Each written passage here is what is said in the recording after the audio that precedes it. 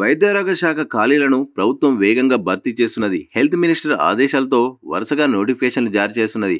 మరో 10 రోజుల్లో 647 assistant professor పోస్టుల భర్తీకి నోటిఫికేషన్ ఇవ్వాలని ప్లాన్ చేస్తున్నట్టు తెలిసింది.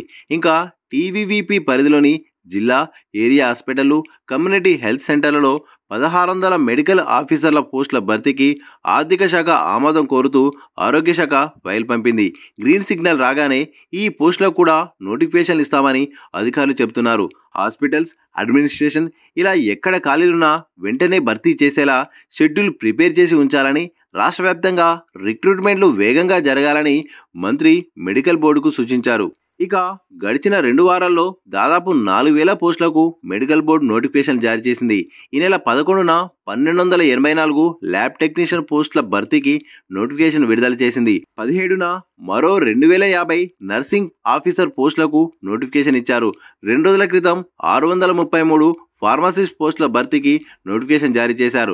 వీటితో పాటు 1666 multipurpose health assistant, 156 Ayush medical officer, 435 civil surgeon, 24 food inspector, 435 civil assistant surgeon పోస్టుల భర్తీ ప్రక్రియ కొనసాగుతున్నది. ఇలా దాదాపు 6000కు పైగా పోస్టుల భర్తీ ప్రక్రియ వేగంగా కొనసాగుతున్నది. అయితే కొత్త మెడికల్ కాలేజీల ఏర్పాటు, హాస్పిటల్ అప్గ్రేడేషన్ చేసిన గత ప్రభుత్వం సౌకర్యాలు, పోస్టుల ఖాళీల భర్తీ గురించి పట్టించుకోలేదు. దీంతో ఎన్నో ఇబ్బందులు ఎదురవుతున్నాయి. హెల్త్ మినిస్టర్గా దామోదర రాజనరసింహ బాధ్యతలు తీసుకున్న తర్వాత ఖాళీల భర్తీపై స్పెషల్ ఫోకస్ పెట్టారు. కోర్టు కేసులతో ఆగిపోయిన ఉద్యోగ నోటిఫికేషన్ల అంశాలను పరిశీలించి ఒక్కొక్కటిగా పరిష్కరిస్తూ ముందుకు వెళ్తున్నారు. గడిచిన 8 నెలల్లో 7308 పోస్టులను భర్తీ చేశారు. కొత్త మెడికల్ కాలేజీల్లో సమస్యలు లేకుండా స్టాఫ్, సౌకర్యాలను కల్పించేందుకు కృషి చేస్తున్నారు.